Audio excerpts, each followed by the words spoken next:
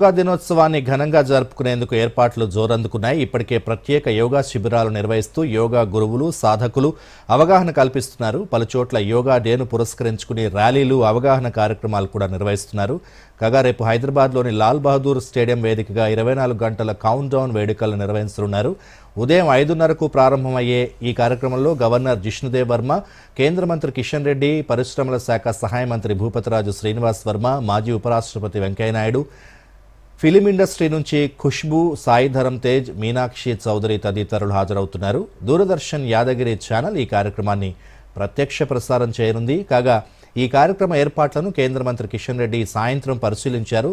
స్వయంగా ఎల్బీ స్టేడియానికి వెళ్లి ఏర్పాట్లను పర్యవేక్షించిన కిషన్ రెడ్డి పలు సూచనలు చేశారు. ఈ సందర్భంగా కిషన్ రెడ్డి మాట్లాడుతూ జూన్ 21వ తేదీని 200కు పైగా దేశాలు యోగా దినోత్సవంగా జరుపుకుంటున్నాయన్నారు. ఆంధ్రప్రదేశ్లోని విశాఖపట్నంలో నిర్వహించనున్న యోగా వేడుకల్లో ప్రధానమంత్రి నరేంద్ర మోదీ పాల్గొంటారని చెప్పారు. ఈ కార్యక్రమంలో లక్షలాది మంది భాగస్వాములవుతున్నారన్నారు. 2047 నాటికి దేశం వికసిత్ భారత్గా అభివృద్ధి చెందాలంటే ప్రతి వ్యక్తి ఆరోగ్యంగా ఉండాలన్నారు.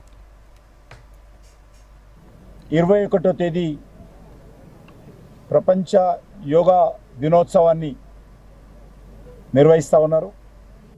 స్వయంగా ప్రధానమంత్రి గారు మన యొక్క తెలుగు రాష్ట్రమైనటువంటి ఆంధ్రప్రదేశ్లోని విశాఖపట్నంలో స్వయంగా వారు పాల్గొంటారు. సుమారు లక్షలాది మంది ప్రజలు ప్రధానమంత్రి గారు పాల్గొనేటువంటి కార్యక్రమంలో భాగస్వాములు కాబోతున్నారు. యోగా మహోత్సవాన్ని నిర్వహిస్తూ ఉన్నాము, యోగా పండుగ నిర్వహిస్తూ ఉన్నాము. దేశము ఏదైతే నరేంద్ర మోడీ గారు 2047లో మన దేశం ఒక అభివృద్ధి చెందిన దేశంగా, ఒక వికసిత్ భారత్గా ఏదైతే మనం